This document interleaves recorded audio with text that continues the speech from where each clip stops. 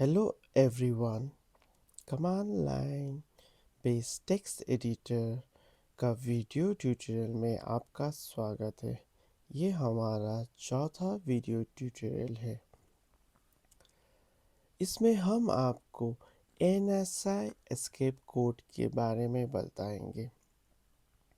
आप देख सकते हैं स्क्रीन में NSI escape code to change the screen content.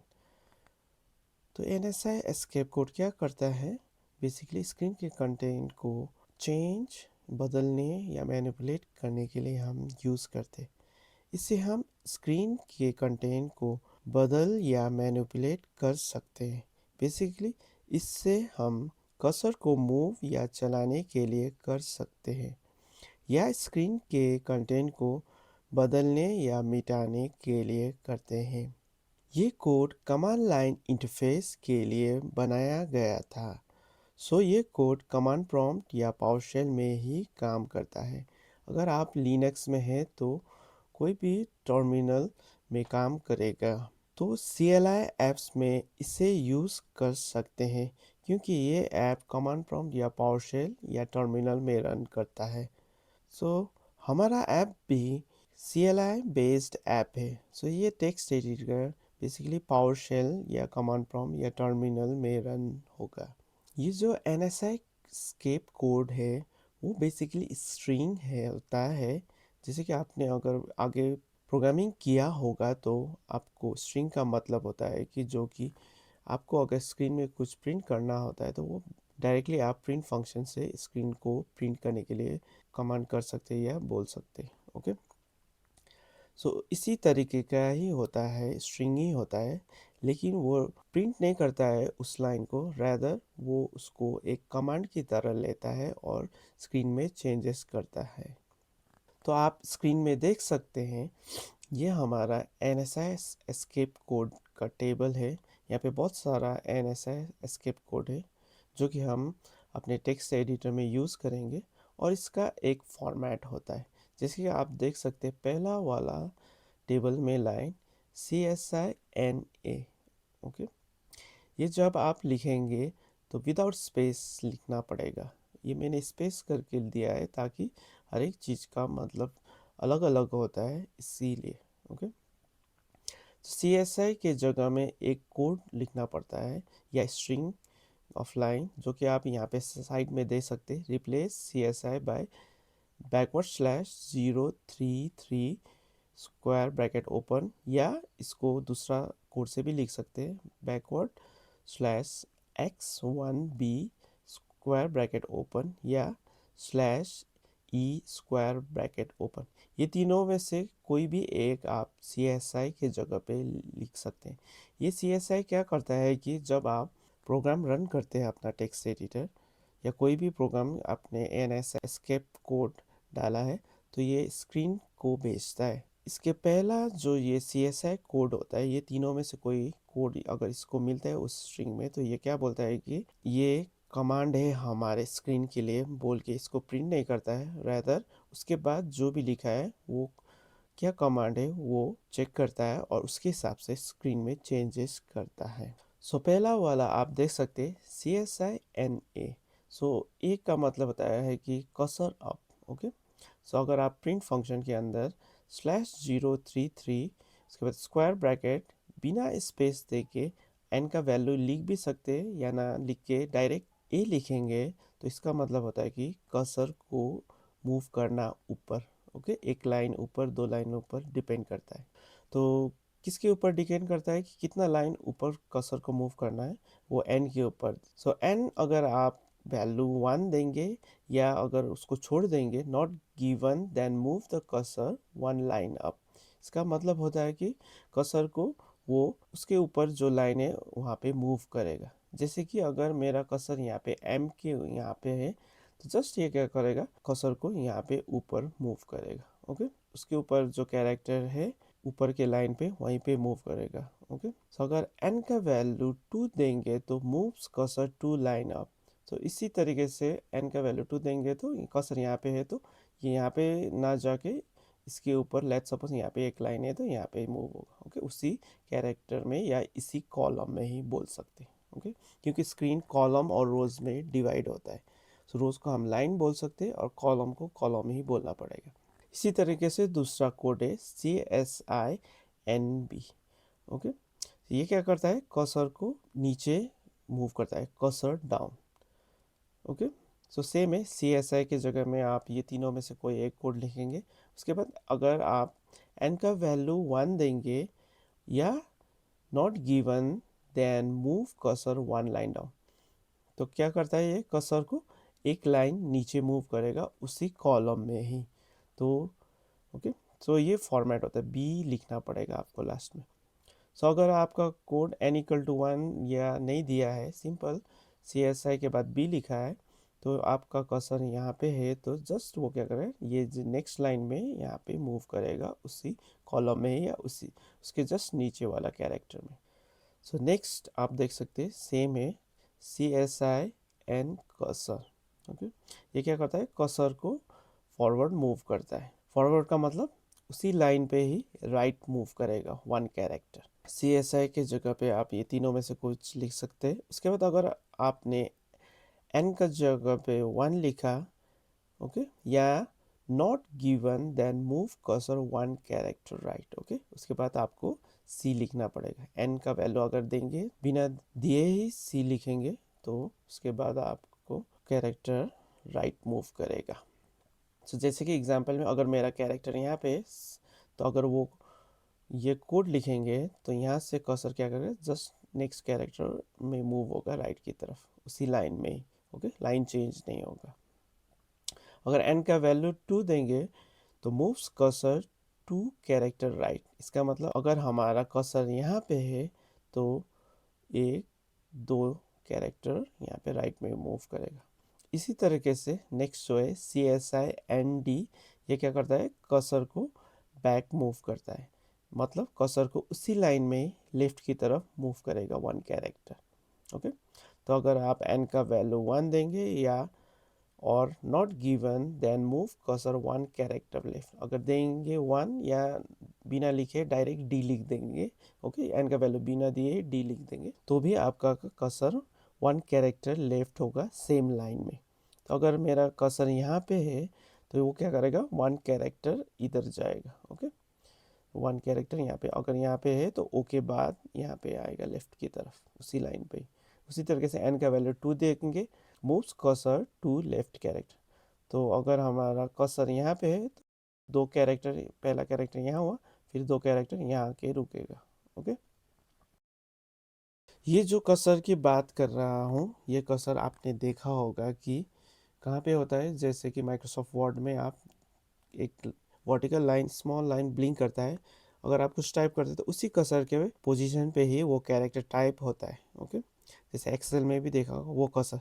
लेकिन जब हम प्रोग्राम करते हैं, ये कर्सर आपको वैसे ब्लिंक होते हुए नहीं दिखेगा, क्योंकि प्रोग्राम बहुत फास्ट होता है। तो फिलहाल जब हम करेंगे, हमको कर्सर पोजीशन बेसिकली नहीं पता होता है।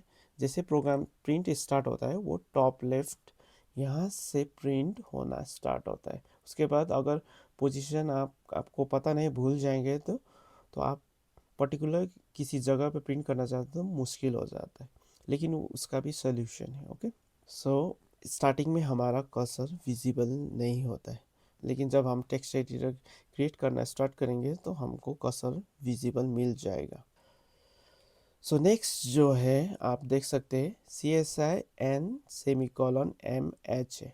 ये क्या करता है, कर्सर पोजीशन को एक पर्टिकुलर पोजीशन में पहुंचाता है, एक पर्टिकुलर लाइन और कैरेक्टर के वहाँ पे बोलने से, एक पर्टिकुलर लाइन कॉलम के वहाँ पे, पर्टिकुलर रो कॉलम के पोजीशन में। जैसे कि ये जो फर्स्ट वाला कैरेक्टर, अगर आप जब यहाँ पे प्रिंट लिखेंगे तो ये इसका पोजीशन होता है लाइन 1 कॉलम 1। ओके, सो यहाँ पे देखते हैं कि n क्या होता है और m का वैल्यू क्या होता है।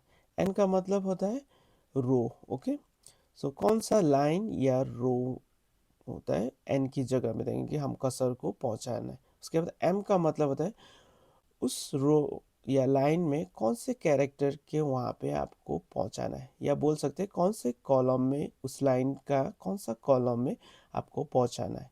तो आप देख सकते हैं n का वैल्यू 1 और m का वैल्यू 2 देने के बाद एच लिखेंगे तो इसका मतलब होता है कि move cursor to one row या line one and two column या कैरेक्टर या सेल बोल सकते हैं। ओके, सो जैसे कि अगर मेरा ये स्क्रीन है, इतना सिर्फ स्क्रीन है, ये स्क्वायर रेक्टेंगल बॉक्स। ओके, तो फर्स्ट कैरेक्टर यहाँ पे ओके प्रिंट हुआ है, सेकेंड कैरेक्टर सेकेंड लाइन यहाँ से स्टार्ट होना चाहिए प्रिंट होने के लिए। ओके, तो अगर मैं एन कॉमा टू ये वैल्यू दूंगा, एन के बाद सेमी कॉलन टू दूंगा, तो लाइन वन में यहाँ पे कसर जाएगा, उसके बाद एम का वैल्यू टू है, मतलब दो कॉलम आगे जाना चाहिए। तो पहला कॉलम में सी है, नेक्स्ट कॉलम में यू है, तो यहाँ पे आएगा मेरा कर्सर। ओके, ये सेल भी बोल सकते हैं इसको, कैरेक्टर भी बोल सकते हैं, या कॉलम भी बोल सकते हैं। ओके, लाइन वन का कॉलम टू में आएगा।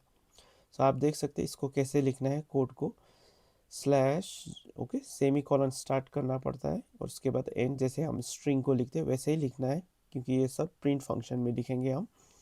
स्लैश 033 और ओपन ब्रैकेट लिख दिया, उसके बाद एन का वैल्यू दिया जैसे यहाँ पे दिया है।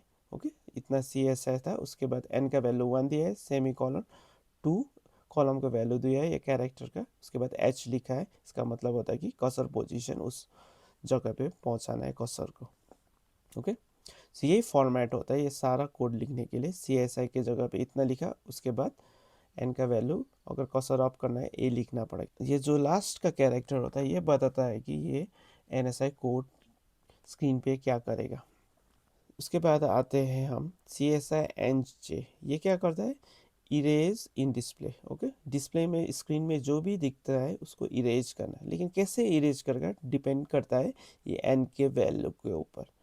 सो अगर n equal to 0 or not given, then erase from cursor to the end of the screen. Okay, इसका मतलब है कि स्क्रीन में कहीं पे भी कर्सर हो, लेट्स सपोज एफ के यहाँ पे कर्सर। ओके, ये जो रेक्टेंगल बॉक्स है हमारा स्क्रीन है, तो कर्सर अगर यहाँ पे टी के यहाँ पे है तो क्या कर देगा, कर्सर के राइट की तरफ वो लाइन डिलीट करेगा, और डिलीट करते हुए उसके नीचे जितना भी लाइन है एंड ऑफ द स्क्रीन, जैसे कि ये last end of the screen तक, यहाँ तक डिलीट करेगा। लेकिन टी के लेफ्ट की तरफ और टू द स्टार्ट उसके ऊपर जितना भी लाइन है उसको डिलीट नहीं करेगा। ओके, टी के राइट की तरफ डिलीट करेगा और उसके नीचे जितना भी लाइन है उसको डिलीट करेगा। उसके बाद अगर हम n इक्वल टू वन देंगे तो then erase from cursor to the beginning of the screen, just n का n इक्वल टू जीरो का ऑपोजिट होगा। सो अगर हमारा टी के यहाँ पे कर्सर है तो क्या करेगा, टी के यहाँ से लेफ्ट में जितना भी कैरेक्टर है इस लाइन पे वो डिलीट करेगा, और उसके ऊपर जितना भी लाइन है जब तक स्क्रीन टॉप पे नहीं पहुंच जाता है वो सारा लाइन डिलीट कर देगा। ओके, इसका मतलब क्या होता है कि बिगनिंग ऑफ द स्क्रीन का मतलब हमारा स्क्रीन अगर इतना है तो यहाँ तक पूरा डिलीट करेगा, यहाँ से ये लाइन भी डिलीट होगा यहाँ तक। ओके, नेक्स्ट है N equal to two, then clears the entire screen. Okay, इसका मतलब होता है कर्सर कहीं पे भी हो ये पूरा स्क्रीन को ही क्लियर कर देगा। ओके, इरेज कर देगा, so, जितना भी कुछ लिखा हुआ है कुछ प्रिंटेड है वो सब क्लियर हो जाएगा। सो आप देख सकते हैं इस कोड को हमने लिखा है स्क्रीन क्लियर करने के लिए डायरेक्टली। सो स्लैश 033 स्क्वायर ब्रैकेट, ये सी एस है, उसके बाद एन का वैल्यू दिया है टू, जे ये क्या करता है पूरा स्क्रीन को क्लियर करता है। इस कर्सर कहीं पे भी हो इट डजंट मैटर। ओके, वो उस कर्सर का पोजीशन मतलब नहीं रखता है। उसके बाद नेक्स्ट इम्पॉर्टेंट जो हम N S I code use करेंगे वो है सी एस आई एन के। ये क्या करता है, इरेज इन लाइन। ओके, ये बेसिकली के का मतलब होता है कि उस लाइन को इरेज करना है, लेकिन कैसे करना वो एन के वैल्यू के ऊपर डिपेंड करता है। So n equal to 0 or not given, then erase from cursor to the end of line. Okay? अगर हमने n का वैल्यू नहीं दिया है तो कर्सर जिस पोजीशन में, जैसे कि यहाँ पे ओके, यहाँ से उस लाइन का राइट की तरफ एंड ऑफ द लाइन की तरफ पूरा डिलीट कर देगा। ओके, ई के बाद जितना भी आर से यहाँ तक कैरेक्टर है इतना ये लाइन पूरा डिलीट कर, लेकिन एंड ऑफ द स्क्रीन तक नहीं जाएगा, नेक्स्ट लाइन डिलीट करनी, इसी लाइन पे ही डिलीशन होगा। ओके, क्योंकि ये लाइन का कोड है। ओके, सो ये ई के बाद जितना भी है यहाँ से यहाँ तक डिलीट हो जाएगा।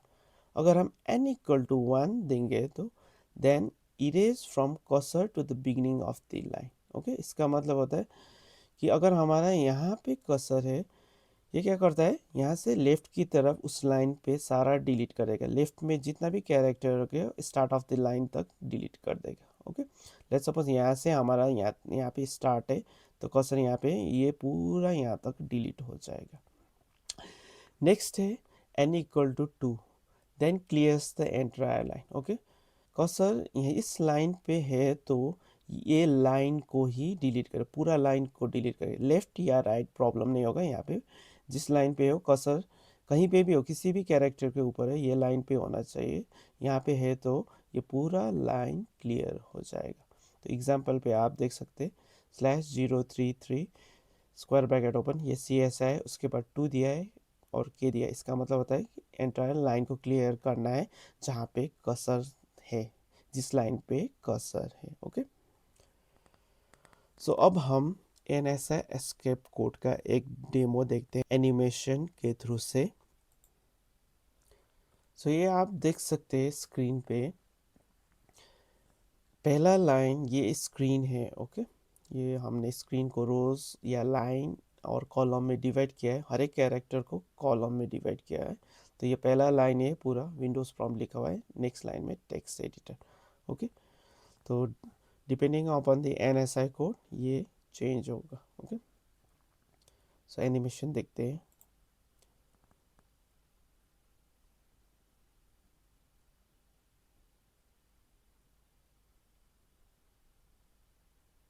सो आप देख सकते हैं प्रिंट फंक्शन में हमने N S I escape code लिखा है, /033 स्क्वायर ब्रैकेट, ये सी एस आई का कोड है। ये स्क्रीन को कमांड देता है कि हमने एन एस आई कोड भेजा है, इसको प्रिंट मत करना। ओके, और उसके बाद क्या कमांड भेजा है स्क्रीन के चेंज करने के लिए, वो कोड है। जे का मतलब होता है कि क्लियर स्क्रीन करना है, तो कैसे करना है, 2। सो एन का वैल्यू यहाँ पे 2 दिया का मतलब कर्सर कहीं पे भी हो स्क्रीन को क्लियर करना है। तो आप देख सकते हैं क्लियर विंडो कंटेंट, तो यहाँ पे दोनों लाइन जितना भी कुछ लिखा हुआ था क्लियर हो गया।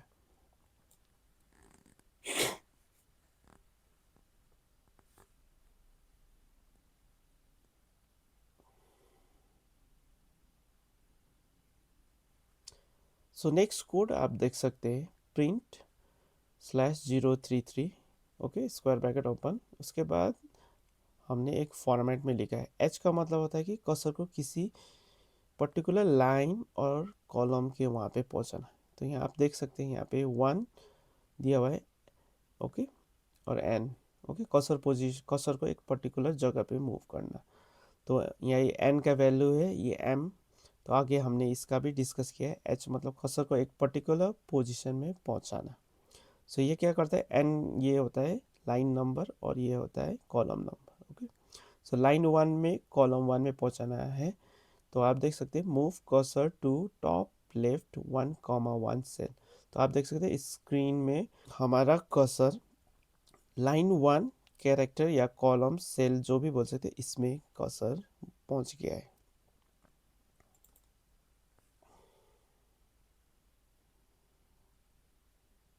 सो आप देख सकते हैं हमने क्या किया, प्रिंट हेलो किया है। इसमें हमने N S I escape code नहीं लिखा है, सिंपल हेलो वर्ड लिखा है। तो ये आप देख सकते हैं क्योंकि पहला वाला, इससे पहले वाला जो कोड था उसने कर्सर को लाइन 1 कैरेक्टर या से कॉलम 1 में पहुंचाया, तो यहीं से हेलो प्रिंट होना स्टार्ट हो जाएगा। सो आप देख सकते हैं हेलो प्रिंट हो गया है। ओके, उस लाइन पे। उसके बाद आप देख सकते हैं ये प्रिंट होने के बाद कर्सर उस लाइन का 6 कॉलम में है। अगर हम और कैरेक्टर प्रिंट करना चाहते हैं तो यहाँ से स्टार्ट होगा प्रिंट होगा। ओके, सो नेक्स्ट देखते हैं कमांड क्या लिखा हुआ है। सो आप देख सकते हैं नेक्स्ट हमने क्या दिया है, N S I escape code दिया है। ओके, तो /033 ये लिखा है, उसके बाद बी दिया है, एन का वैल्यू नहीं दिया है। तो बी का मतलब होता है कर्सर को एक लाइन नीचे मूव करना उसी कॉलम पे। आप देख सकते हैं हमारा कर्सर यहाँ था, यहाँ पे नेक्स्ट लाइन पे मूव हो गया है, क्योंकि एक ही लाइन मूव करना है तो इसके जस्ट नीचे वाला जाएगा। ओके, सो आप यहाँ पे भी देख सकते हैं moves the cursor to the next line 2 on same column 6 position 2,6। तो इसका क्या है, 2,6 पोजीशन। ओके, यहाँ पे था जस्ट नेक्स्ट। ओके, एक लाइन नीचे मूव कर दिया। उसके बाद आप देख सकते हैं फिर अगेन मैंने सिंपल टेक्स्ट को प्रिंट किया है। ओके, टेक्स्ट मतलब टेक्स्ट ही वर्ड है, इसको ही प्रिंट किया है। तो हमारा क्वेश्चन यहाँ पे था, तो इसी पोजीशन से हमारा ये टेक्स्ट वर्ड लिखना स्टार्ट हो गया, TEXT। ओके, सो मतलब कुछ भी स्क्रीन में प्रिंट करना है, लिखना है, तो कर्सर का पोजीशन बहुत ही इम्पोर्टेंट। ओके, तो थर्ड जो प्रिंट कमांड था उससे क्या हुआ, हमारा right text from the position 2,6। Okay, 2,6 ये। ओके, लाइन 2 कॉलम 6 से स्टार्ट हो गई, या बोल सकते हैं सेल या कैरेक्टर 6 से हमारा टेक्स्ट वर्ड प्रिंट होना स्टार्ट हो गया है। अब हम आपको ANSI एस्केप कोड का एक फाइल में लिख के डेमो देंगे। ये फाइल में ही हम अपना टेक्स्ट एडिटर का कोड भी लिखेंगे। सो ये हमारा टेक्स्ट एडिटर एप्लीकेशन का सोर्स कोड होगा। तो सबसे पहले क्या कीजिए, डेस्कटॉप में एक नया फोल्डर क्रिएट कीजिए। ओके, और इसका नाम लिखिए एडिटर। ओके, और इसके बाद आप visual studio code text editor open कीजिए। आप यहाँ पे स्टार्ट मेन्यू में जाकर भी यहाँ से ओपन कर सकते। ओके, मैंने यहाँ पे टास्क मैनेजर में पिन किया है, तो मैं यहाँ से ओपन करता हूँ। तो आप देख सकते हैं विजुअल स्टूडियो कोड ओपन हो गया है, या VS कोड। तो आपको क्या करना है, नया फाइल क्रिएट करने के लिए फाइल में जाना है। ओके, उसके बाद ये न्यू फाइल क्रिएट क्लिक कीजिए। न्यू टेक्स्ट फाइल मत कीजिए, क्योंकि ये टेक्स्ट फाइल क्रिएट करता है, हमको पाइथन फाइल क्रिएट करना है। तो सिंपल न्यू फाइल क्लिक कीजिए, और उसके बाद यहाँ पे कर्सर आएगा, यहाँ पे अपना फाइल का नाम लिखिए with extension .py। Python file का होता है सोर्स कोड का। सो मैं फाइल का नाम लिखता हूँ। ये हमारा पाइथन फाइल सोर्स कोड जिसमें हम लिखेंगे उसका नाम है, और उसके बाद .py लिखता हूँ। ये एक्सटेंशन होता है पाइथन फाइल के लिए, जिसमें हम अपना एप्लीकेशन का कोड लिखेंगे।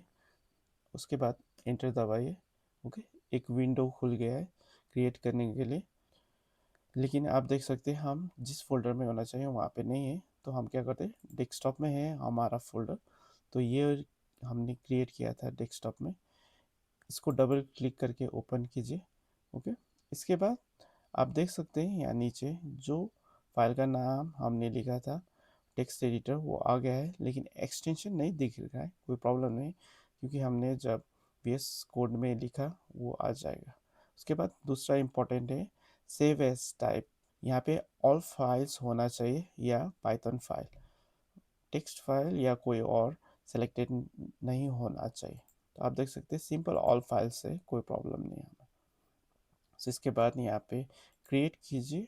तो आप देख सकते हैं ये हमने पाइथन फाइल क्रिएट कर लिया, और आप देख सकते हैं पाइथन फाइल का एग्जैक्ट नेम आ गया विथ एक्सटेंशन।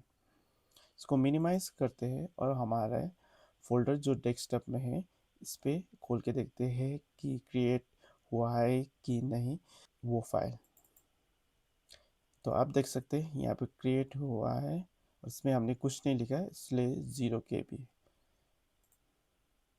अगेन हम विजुअल स्टूडियो कोड में आते हैं। यहाँ पे हमारा फाइल ओपन है ऑलरेडी। ओके, तो सिंपल हम क्या करते हैं, प्रिंट फंक्शन में कुछ स्क्रीन में प्रिंट करने का कोड लिखते हैं,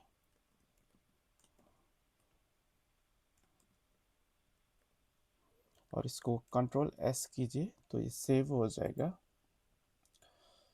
इसको हम मिनिमाइज करते हैं। अगेन हम क्या करते हैं, इस डेस्कटॉप में जो फोल्डर है इसको ओपन करते हैं, ये एडिटर फोल्डर को।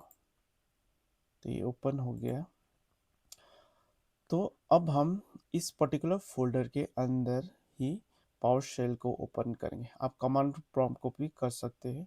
ओके, या लिनक्स टर्मिनल में है तो इस फोल्डर के अंदर ही खोलना पड़ेगा आपको, या टर्मिनल को उस फोल्डर के अंदर ले जाना पड़ेगा। तो पावर शेल इस फोल्डर के अंदर खोलने के लिए आपको शिफ्ट होल्ड करके रखिए और यहाँ पे ब्लैंक जगह में राइट क्लिक कीजिए। तो आप देख सकते हैं कॉन्टेक्स्ट मेन्यू खुल जाता है। इसमें बहुत सारा नया ऑप्शन भी आता है। तो यहाँ पे आप देख सकते हैं PowerShell, open PowerShell window है, क्लिक कीजिए। तो यहाँ पे आप देख सकते हैं कि हम अपने एडिटर फोल्डर के अंदर है पावर शेल में। इस लाइन से पता चल जाता है। ओके, डेस्कटॉप एडिटर के अंदर है। ओके, एडिटर फोल्डर के अंदर। सो इसके अंदर का कंटेंट देखने के लिए इस फोल्डर में क्या है चेक करते हैं। तो dir कमांड लिखिए और एंटर दबाइए। तो आप देख सकते हैं हमारा एडिटर फोल्डर के अंदर एक फाइल है टेक्स्ट एडिटर डॉट पी जो हमने क्रिएट किया है। जस्ट आप यहाँ पे फाइल एक्सप्लोरर में देख सकते हैं, यहाँ पे टेक्स्ट एडिटर फाइल है, ये सेम फाइल है। ओके, तो हम इसी फोल्डर के अंदर ही है, ये वाला फोल्डर के अंदर। ओके, इसको मिनिमाइज करते हैं। अब हम क्या करते हैं, इस टेक्स्ट एडिटर फाइल को रन करते हैं। ओके, क्योंकि हमारा पाइथन का सोर्स कोड है, हमने इसमें एक लाइन लिखा है पाइथन कोड। सो इसको रन करने के लिए आपको पहले पाइथन इंटरप्रेटर का नाम लिखना पड़ेगा। सो पाइथन बिना लिखे आप इस फाइल को, source code of your code को रन नहीं कर पाएंगे। इसके बाद आप text editor dot P Y अपना फाइल जिसमें कोड लिखा हुआ है उस वो लिखिए, उसके बाद एंटर दबाए। तो आप देख सकते हैं जस्ट ये लाइन के बाद हमारा यहाँ पे एक कुछ प्रिंट हुआ है जो कि हेलो। ओके, जो आप अगर विजुअल स्टूडियो कोड में देखेंगे हमने प्रिंट करने के लिए एक फंक्शन यूज़ किया है जिसके अंदर हमने स्ट्रिंग लिखा है हेलो, तो वो प्रिंट हो गया। तो हमारा पाइथन फाइल रन हो रहा है। Okay, Python programme. सो अब हम क्या करते हैं कि एन एस है एस्केप कोड का एक लाइन लिखते हैं। सो इसको डिलीट करते हैं। ओके, प्रिंट फंक्शन चाहिए, सो सिंपल डिलीट कर दिया। आप क्या कीजिए, प्रिंट फंक्शन के अंदर ये जो सिंगल कोड स्टार्ट और एंड के बीच में स्ट्रिंग लिखते हैं, इसी के अंदर ही A N S I escape code लिखना पड़े, क्योंकि A N S I escape code string ही होता है। ओके, जस्ट जब ये प्रिंट फंक्शन डिस्प्ले के लिए भेजेगा स्क्रीन में प्रिंट करने के लिए, तो डिस्प्ले समझ जाएगा कि ये प्रिंट करना नहीं है, ये स्क्रीन को कमांड दे रहा है कि कुछ करना है स्क्रीन में। ओके, जैसे कि क्लियर स्क्रीन या कुछ करना है। तो पहले हम सी एस आई कोड लिखते हैं जिसके थ्रू से स्क्रीन को पता चलता है कि ये N S I escape code है। तो वो क्या है, /033 और स्क्वायर ब्रैकेट। ओके, ओपन सिर्फ चाहिए, एंड वाला नहीं चाहिए। इससे जब हमारा पाइथन कोड आउटपुट डिवाइस जो कि हमारा स्क्रीन है इसको ये प्रिंट करने के लिए भेजता है, तो ये स्टार्टिंग कोड को देख के समझ जाता है कि ये सिंपल स्क्रीन में डिस्प्ले करने वाला स्ट्रिंग नहीं है, ये बेसिकली एक कमांड है। सो इसके बाद हम क्या करते हैं, क्लियर स्क्रीन का लिखते हैं command. Okay, N S escape code. So 2J लिख सकते हैं। ओके, कैपिटल में भी लिख सकते हैं जे को, स्मॉल में भी, मैं कैपिटल में लिख रहा हूँ क्योंकि ईजी होता है समझने में। सो इसको सेव करते हैं और उसके बाद हम इसको पावर शेल में रन करते हैं। सो अगेन आप क्या कर सकते हैं, हिस्ट्री जो होता है कमांड आप पावर शेल में जो भी टाइप करते हैं वो पावर शेल एक हिस्ट्री बना के रखता है। तो आप कीबोर्ड से कर्सर अप या डाउन करके जो आपने पहले कमांड लिखा था वो ढूंढ सकते हैं। ओके, क्योंकि बार बार टाइप करना लंबा लाइन इस कमांड डिफ़िकल्ट होता है। तो आप देख सकते हैं इससे पहले मैंने dir भी किया था, उसके बाद पाइथन टेक्स्ट है, ये दोनों है। बार बार टाइप करने से अच्छा है आप ऐसे करके कमांड को लेके आ सकते हैं। सो ये हमारा पाइथन इंटरप्रेटर। इसके बाद हमने फाइल का नाम लिखा है। तो आप देख सकते हैं अभी फाइल में अगेन प्रिंट है, उसके अंदर एन एस आई कोड है।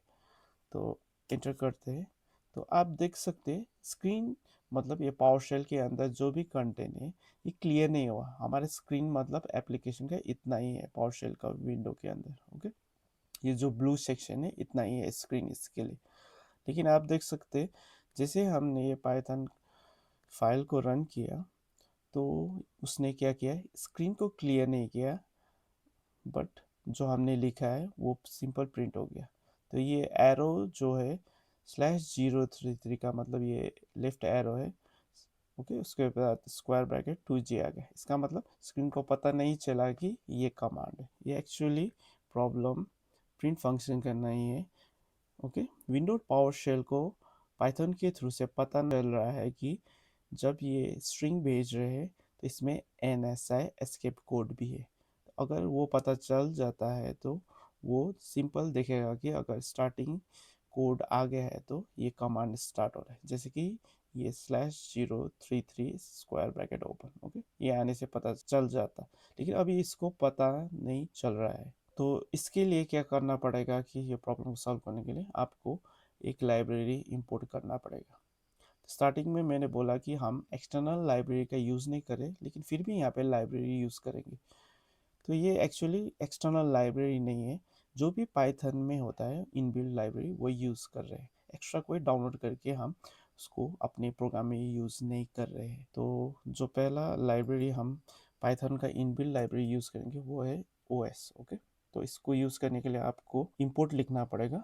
तो हमको इंपोर्ट करना पड़ेगा हमारे फाइल पे, और OS लाइब्रेरी है। ओके, या मॉड्यूल भी बोल सकते हैं पाइथन के लैंग्वेज के भाषा में। सो इंपोर्ट तो कर लिया। तो सिर्फ इंपोर्ट करने से नहीं होगा, इसका एक पर्टिकुलर फंक्शन होता है सिस्टम करके, वो यूज़ करना पड़ेगा इस मॉड्यूल का। सो OS का सिस्टम फंक्शन है, उसके अंदर सिंगल कोड ओपन और क्लोज लिख लीजिए।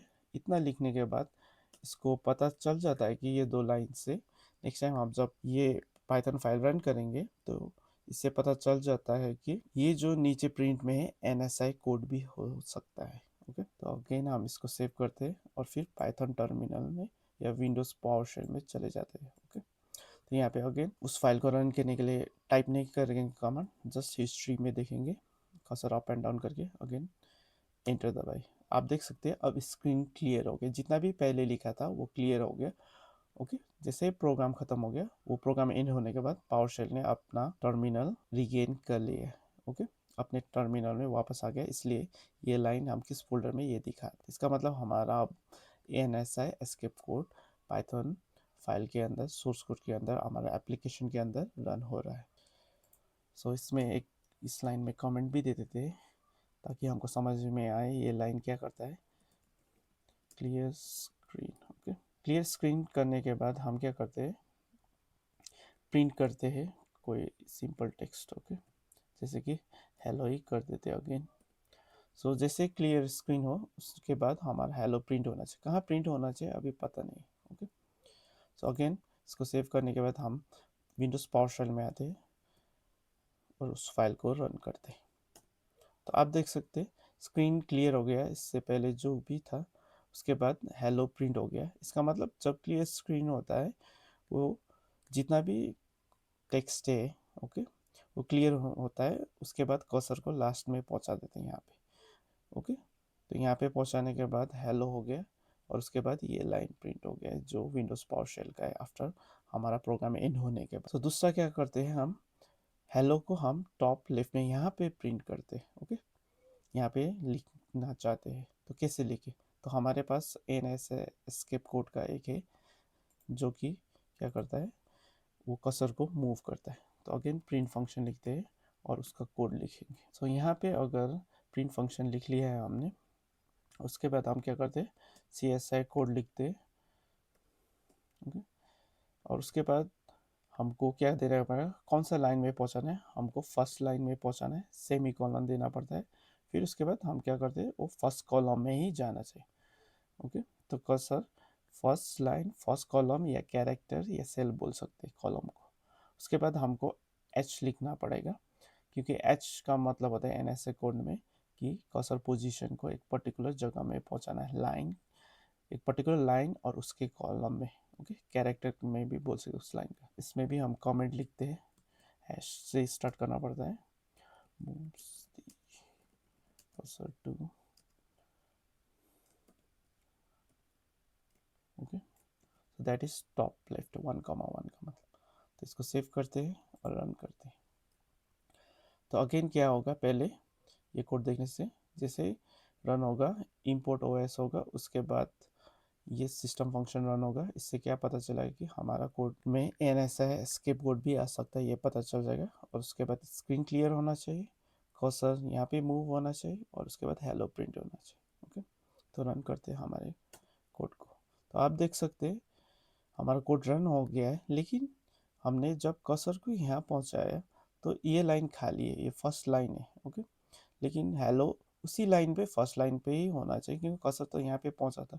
तो यहाँ पे नेक्स्ट सेकेंड लाइन में आ गए। और आपको एक प्रॉब्लम भी समझ में आ रहा है कि कर्सर नहीं दिख रहा है, जैसे कि यहाँ पे ब्लिंक हो रहा है। ओके, तो एक्चुअली जब प्रोग्राम करते समय अगर आप प्रोग्राम को रोकते नहीं हो या N S I escape code के थ्रू से कर्सर को विजिबल नहीं बनाओगे, तब तक आपको कर्सर नहीं दिखेगा। Okay, basically N S I escape code के थ्रू से अभी हमको वो नहीं चाहिए, तो हम सिंपल इनविजिबल कर्सर से ही वो करेंगे।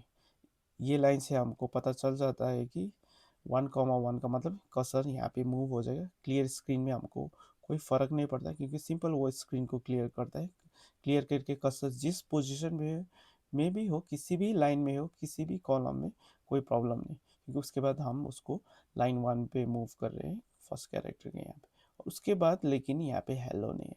तो ये क्या प्रॉब्लम है? ये N S I escape code का प्रॉब्लम नहीं है, ये बेसिकली प्रिंट फंक्शन कैसे काम करता है उसकी वजह से हुआ है। ओके, तो अगर हम सिंपल प्रिंट फंक्शन लिखते हैं इस तरीके से, तो इससे क्या होता है कि जैसे प्रिंट फंक्शन के अंदर जो भी स्ट्रिंग है उसको प्रिंट करेगा, ये एन एस एस के कोड का कमांड होगा जो स्क्रीन को दे देगा। उसके बाद क्या करता है, वो कर्सर को नेक्स्ट लाइन का फर्स्ट कैरेक्टर में पहुंचा देता है या फर्स्ट कॉलम में। यहाँ पे यही हुआ है, कॉल ये लाइन ने यहाँ पे भेजा कर्सर को लाइन 1 फर्स्ट कॉलम में। ओके, उसके बाद क्या हुआ, प्रिंट फंक्शन जब एंड हो, ये वाला प्रिंट फंक्शन जब एंड होता है, उसके बाद वो ये क्या करता है, कर्सर को नेक्स्ट लाइन में भेज देता है, ये वाला प्रिंट फंक्शन। ओके, तो नेक्स्ट लाइन फर्स्ट कॉलम में पहुंच गया, इसके बाद हमारा हेलो प्रिंट हुआ। तो इसका प्रॉब्लम का सोल्यूशन है, आप क्या कीजिए, अगेन टेक्स्ट एडिटर में आइए, ये जो कर्सर पोजीशन हमने चेंज किया था, इस वाले लाइन में यहाँ पे आप कीजिए, जैसे स्ट्रिंग एंड होता है, ओके, सिंगल कोट लास्ट है होता है, इसके बाद आप कॉमा कीजिए और एक लाइन लिखिए, एंड इक्वल्स टू, और सिंपल सिंगल कोट स्टार्ट और एंड कीजिए। ओके, एक सिंगल कोट स्टार्ट के लिए, एंड के लिए दे दें। इसका मतलब क्या है कि प्रिंट के बाद आप कुछ मत कीजिए, नया लाइन में भी मत दीजिए, सिंपल कर्सर जहाँ पे है वहीं पे रोक दीजिए, मतलब जिस लाइन पे है वहीं पे ही रुकेगा। ओके, सो जैसे प्रिंट होगा, प्रिंट होने के बाद नेक्स्ट जो ब्लैंक जगह होता है लाइन का कैरेक्टर के जस्ट बगल में, वहाँ पे पहुँचेगा राइट साइड में। ओके, तो इसको टेस्ट करते हैं एक बार। तो पाइथन को अगेन रन करते फाइल को विंडोज़ पावर शेल में। तो आप देख सकते हैं अभी हमारा प्रोग्राम सही काम कर रहा है। ओके, तो एंड क्या किया, कर्सर को यहीं पे होल्ड करके रखा। ओके, लाइन चेंज नहीं हुआ, क्योंकि एंड लिखने से क्या होता है कि प्रिंट फंक्शन अपने आप नेक्स्ट लाइन में कर्सर को नहीं भेजता है। हम इससे के थ्रू बोल रहे हैं कि हमको कर्सर वहीं चाहिए। ओके, सो यहाँ पे इससे कर्सर लाइन 1 कॉलम 1 पे था यहाँ पे, उसके बाद प्रिंट हेलो ने क्या किया, यहाँ पे प्रिंट कर दिया।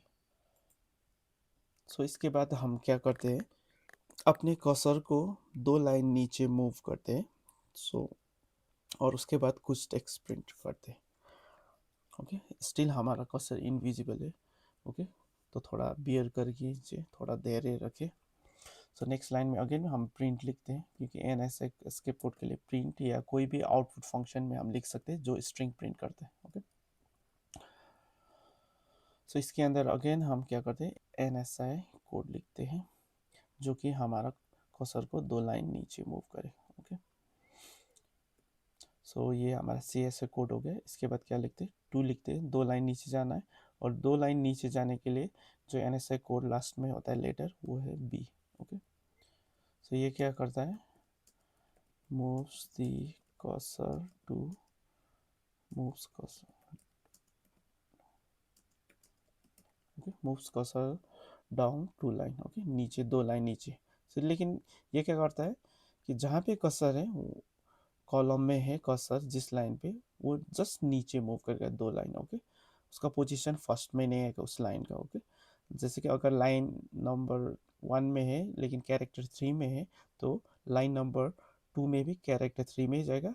ओके, लाइन नंबर 4 में भी, सॉरी 3 में भी कैरेक्टर उसमें जाएगा। अगर हम लाइन 1 में है तो टू बी का मतलब होता है लाइन 1 के बाद 2 और 3 में पहुंच जाएगा। ओके, दो लाइन मूव करने का मतलब 1 2 के बाद 3 आता है तो वहाँ तक मूव हो जाए। ओके, सो ये फर्स्ट ये लाइन हो गया, इसके बाद वन लाइन मूव होगा, सेकेंड लाइन में आएगा, उसके बाद थर्ड लाइन में आएगा, इस तरीके से होगा। तो एक बार चेक करते हैं इसको पावर शेल में। ओके, रन करके। सो ये हमारा कमांड है फाइल को रन करने के लिए। तो आप देख सकते हैं ये जो विंडोज पावर शेल का ये नीचे आ गया। ओके, कुछ पता नहीं चल रहा है तो हम क्या करते हैं यहाँ पे और एक टेक्स्ट प्रिंट करते हैं। इससे पता चल जाएगा कि लाइन मूव हुआ है तो उसी लाइन पे ही प्रिंट होना चाहिए। ओके, सो सिंपल वॉल लिख देते हैं, तो हेलो के बाद वॉल आना चाहिए। सो पावर शेल में आ गए, तो यहाँ पे हम क्या करते हैं अगेन रन करते हैं। सो आप देख सकते हैं हमने कमांड रन किया। ओके, तो यहाँ पे हमारा जब हमने ये हेलो के बाद आप देख सकते हैं कर्सर को दो लाइन नीचे मूव करने वाला कोड लिखा हुआ है NSI का, उसके बाद वाव प्रिंट होना चाहिए। तो आप देख सकते हैं यहाँ पावर शेल में ऐसा थोड़ा डिफरेंट हुआ है। ओके, सो की वजह से हमारा ये लाइन जब वन वन में लाइन 1 कॉलम 1 में आ गया है, इसकी वजह से उसके बाद हेलो प्रिंट हुआ। लेकिन हमने नेक्स्ट हेलो जो प्रिंट लिखा था, ये वो जो प्रिंट हुआ हेलो, इसके बाद n equals to single quote नहीं लिखा। ओके, इसकी वजह से क्या हुआ कि प्रिंट फंक्शन ने कर्सर को दूसरे लाइन पे भेज दिया। तो अभी हमारा कर्सर यहाँ पे सेकेंड लाइन पे, okay, second line first column पे भेज दिया। उसके बाद अगेन हम दूसरा जब लाइन देखेंगे जो कर्सर को मूव करता है जो हमने ऐड किया है। ओके, तो ये क्या करता है दो लाइन नीचे मूव करता है, हमारा कर्सर सेकेंड लाइन में, इसके बाद एक दो यहाँ पे आ गया। लेकिन अगेन इसके लास्ट में हमने एंड ये नहीं लिखा। ओके, सिंगल कोट, तो इसकी वजह से कर्सर नीचे चला गया। ओके, एक्चुअली यहाँ पे प्रिंट होना चाहिए हुआ, लेकिन यहाँ पे नहीं हुआ। ओके, या तो सिंपल बोल सकते थे कर्सर यहाँ पे होना चाहिए, कर्सर ऐसा करके वर्टिकली दो लाइन नीचे आना चाहिए, उसके बाद यहाँ पे वाव प्रिंट होना चाहिए, लेकिन ऐसा नहीं हुआ। टू बी के बाद भी नेक्स्ट लाइन में अपने आप कर्सर चला गया क्योंकि प्रिंट फंक्शन के लास्ट में एंड नहीं लिखा था ये वाला लाइन। ओके, इसके वजह से क्या हुआ, ये अपने आप प्रिंट फंक्शन कर्सर को नेक्स्ट लाइन का फर्स्ट कॉलम में भेज दिया, उसके बाद हमारा प्रिंट हो। ओके, तो इसको फिक्स करने के लिए क्या करते हैं, ये हेलो और इसके और नीचे जो कर्सर मूव के उसमें है यहाँ पे हम एंड लिखते हैं, तो कॉमा देते हैं यहाँ पे, एंड लिखते हैं, सिंगल कोट दे देते हैं। एक बार सिंपल इतना करके टेस्ट करते हैं। ओके, तो आप देख सकते हैं अब हमारा क्या हुआ, इसके बाद एंड नहीं हुआ। ओके, एंड तो कर्सर यहाँ पे था, उसके बाद अगेन टू बी के वजह से क्या हुआ, जस्ट यहाँ पे दो लाइन मूव हुआ, टू बी के बाद हमने एंड नहीं लिखा तो कर्सर नेक्स्ट लाइन का फर्स्ट कॉलम में चला गया, इसलिए वाव यहाँ। ओके, यहाँ पे आना चाहिए, हेलो के जस्ट आगे दो लाइन नीचे यहाँ पे आना चाहिए। तो फिर से हम यहाँ पे एंड लिखते हैं, सॉरी सिंगल कोट दे देते। ओके, अब हमारा वाव आना चाहिए। ओके, तो आप देख सकते हैं हमको जैसा चाहिए वैसा प्रिंट हो गया, हेलो प्रिंट हुआ, यहाँ पे कर्सर है, दो लाइन नीचे मूव होना चाहिए इसके वजह से। ओके, ये हमारा कर्सर मूव डाउन के लिए लिखा हुआ है, तो यहाँ से एक दो नीचे मूव है। ये जो NSI स्क्रिप्ट कोड है ये सिंपल क्या करता है वर्टिकली नेक्स्ट लाइन में भेजता है, सेम कॉलम में रहेगा, ऐसा करके नीचे आएगा। तो एक दो लाइन यहाँ पे नीचे आ गया, उसके बाद वाव प्रिंट हो गया। तो ये हमारा कोड काम कर रहा है। ओके, सो दूसरा अगर एक देखते हैं तो यहाँ पे भी लास्ट में जो वाव प्रिंट हुआ है, इसके बाद हम एक बार एंड लिख के देखते हैं। ओके, तो इससे क्या होना चाहिए कि जैसे वाव इसके बाद यहीं से ये PS वाला लाइन जो पावर शेल का है किस फोल्डर में है ये यहाँ पे आना चाहिए, होता है कि नहीं। तो अगेन हम इस टेक्स्ट फाइल को रन करते हैं पाइथन में, तो आप देख सकते हैं ऐसा कुछ भी नहीं हुआ है, जबकि हमने प्रिंट फंक्शन के बाद ये लिखा। तो क्या हुआ एक्चुअली, जब हमारा यहाँ पे वाव प्रिंट हो गया तो कर्सर यहीं पे था, इसके बाद हमारा प्रोग्राम एंड हो गया, हमारा पाइथन प्रोग्राम एंड हो गया। इसके बाद विंडोज़ पावर शेल ने टेक ओवर किया, इसके बाद न्यू लाइन में इसने अपना ये प्रॉम्प्ट और फोल्डर का नाम प्रिंट करके दे दिया स्क्रीन में। ओके, तो कर्सर यहाँ पे ब्लिंक। तो इसको हम किस लाइन में प्रिंट करना है इसको अफेक्ट नहीं कर सकते पावर शेल में। ओके, तो कोई प्रॉब्लम नहीं होगा, क्योंकि जब तक हमारा प्रोग्राम रन होता है तब तक ये लाइन आपको दिखेगा भी नहीं। जब टेक्स्ट एडिटर रन करते हैं तो जब टेक्स्ट एडिटर क्लोज करने के बाद ये लाइन इस तरीके से फर्स्ट लाइन से अपने आप आ जाए तो हमारे लिए कोई प्रॉब्लम नहीं, क्योंकि टेक्स्ट एडिटर रन करते समय हमारा जो प्रोग्राम जो लिख रहे हैं टेक्स्ट एडिटर, तब ये लाइन नहीं दिखेगा जब तक प्रोग्राम रन। ये जस्ट प्रोग्राम एंड होने के बाद पावर शेल अपना कंट्रोल ले लेता है पावर शेल के ऊपर और ये लाइन प्रिंट करता है, तो कोई प्रॉब्लम नहीं। तो ये थे हमारा NSI एस्केप कोड के ऊपर डेमो।